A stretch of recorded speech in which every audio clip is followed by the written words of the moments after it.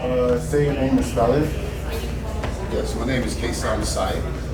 Kassan, Kassan. Messiah is Messiah.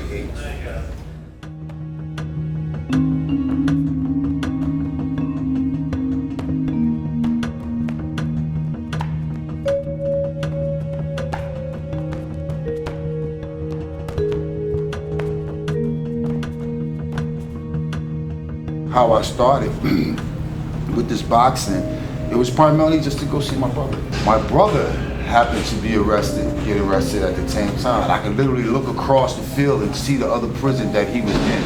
And I was like, he was so close and yet so far. I realized that the sports teams would travel from one facility to another. And I looked at it as an opportunity to meet up with my baby brother. It had nothing to do with really having a great interest in boxing and that I was, nice with it and nothing like that. I actually became good at it. So I did all of this preparation just to get over the opportunity to see him. When I got there, I realized that he had actually been transferred to another facility. It didn't discourage me because I had started getting good at boxing. I continued. And coming home, I went straight to boxing. Now it was time for me to get investors and help promote my career so I didn't have to work, and I can do it. And that's what I did. I had an opportunity to get with somebody who actually was able to get investors. I had a trainer, investors, promoter. I was on a roll. And I accumulated an outstanding record from boxing. I was undefeated the whole time that I fought. Fighting out of the blue corner, wearing the solid black trunks, weighing in at 210 pounds, from Ocean City, New Jersey, undefeated, his record 4-0, 3 KOs, he's Kassan Saxton. Terry Pitts was my last fight in which I fought on ESPN. Jab and a right hand.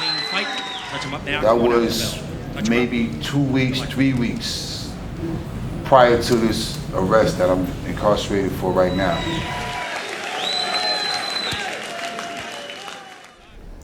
I knew that we were going to get married, I would say about 1987, when I realized that I did fall in love with him.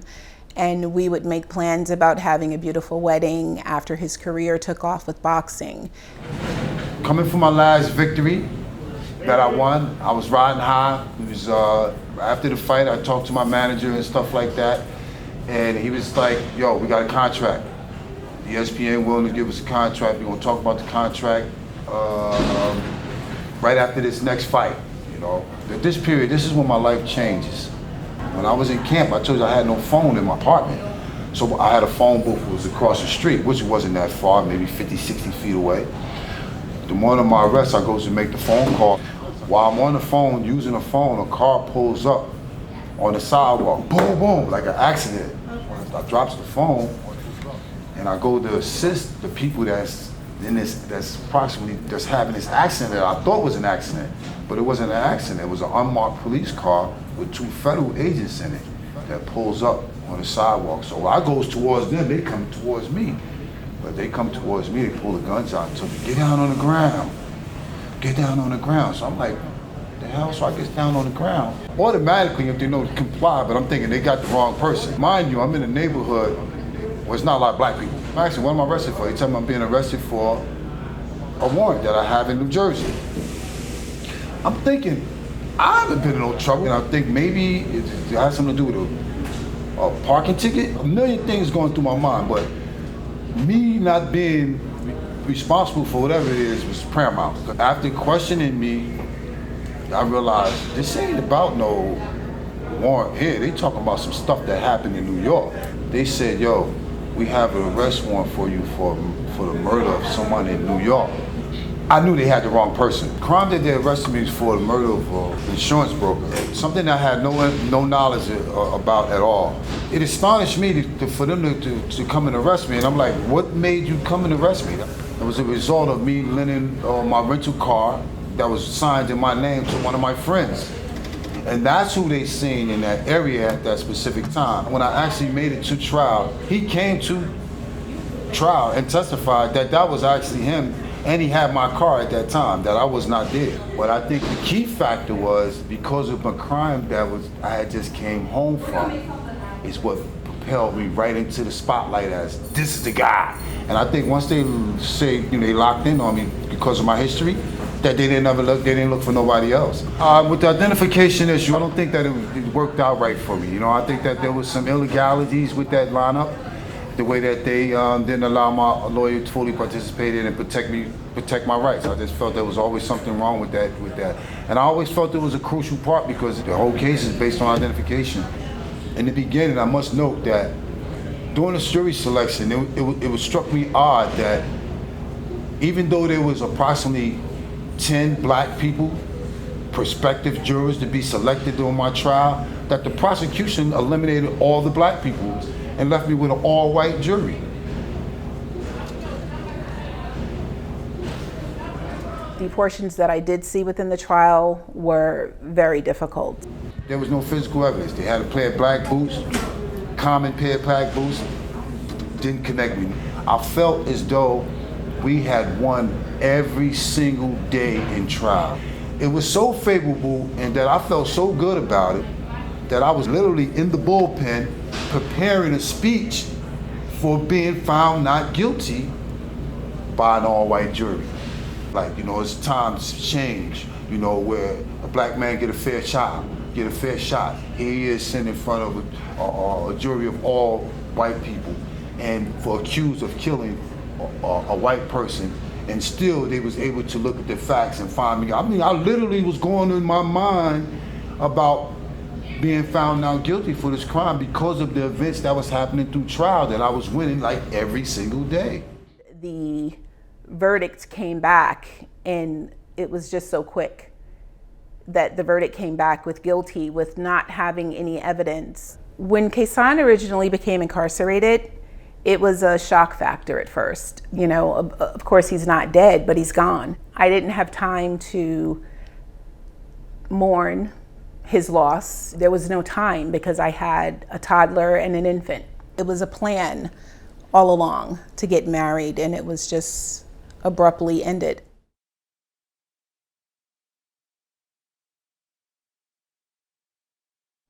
To see my dad out of prison, I've actually thought about this before. I don't know. I feel like so many emotions would come over me. I've never seen him outside of, you know, prison walls. So I'd be very happy, but, you know, just overwhelmed. I told him when he first comes home, I'm going to be the one to cook his first home cooked meal. He said, okay, that's a deal. That is a good question. What I would want to show him, everything, you know? Like, I just want to be able to walk down the street with my dad, you know, take him to get food. Like, I kind of want to travel with him, kind of show him the world a little bit. I want to show him things that I've been able to see in my life, and like, I want to be able to show him the things that he's missed out on as much as I can. That is a question that I feel like I've thought about a lot in my life. And I think that the answer has changed over time. At this point now, when my dad is released on clemency, I think that I would just want to be together. I want to eat together, sleep together, have fun together, all the things that we didn't get to do over the last 30 years of my life. And I think that I would be stingy. I would want to be with him in the house, nobody else around, obviously family excluded, but yeah, just be home together.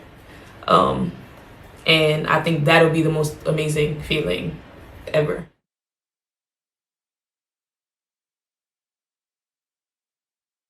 Well, what I would like to tell the governor is that I would hope that you give me this opportunity for clemency, by granting me clemency.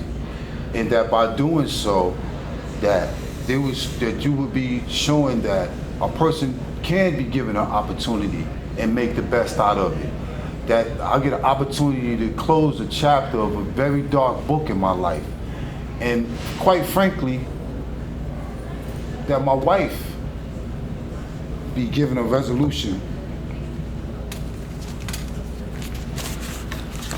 Just wait, you gotta stay with me for a minute. Stuff like this always get to me because 27 years for anybody to stick by you. The way that my wife has stuck by me and my family has stuck by me, every time I think about it, I think about like the hardships that she went through. You know, raising the kids out me. I mean, she played a very important part of my life. She made sure the kids was here. She made sure that I was able to discipline them. My wife is impeccable. If it were, believe it or not, if it's for nobody else, Grant McClemency would be the resolution to my wife from years of struggle, traveling hours, 3 days, just to come visit me leaving home on a Friday afternoon and not coming back until Sunday, living in another state, and doing this by herself. I can never really repay my wife for what she's done for me.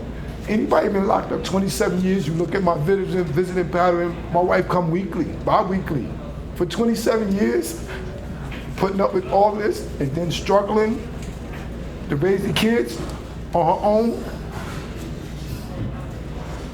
To me, that's the ultimate goal. Reunite with my family.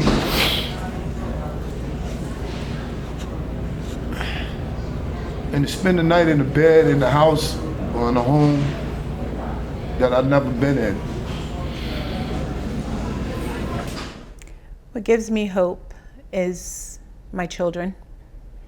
The fact that my husband still has breath. And as long as I have breath, I'll keep the hope going, because until he's released, I won't stop.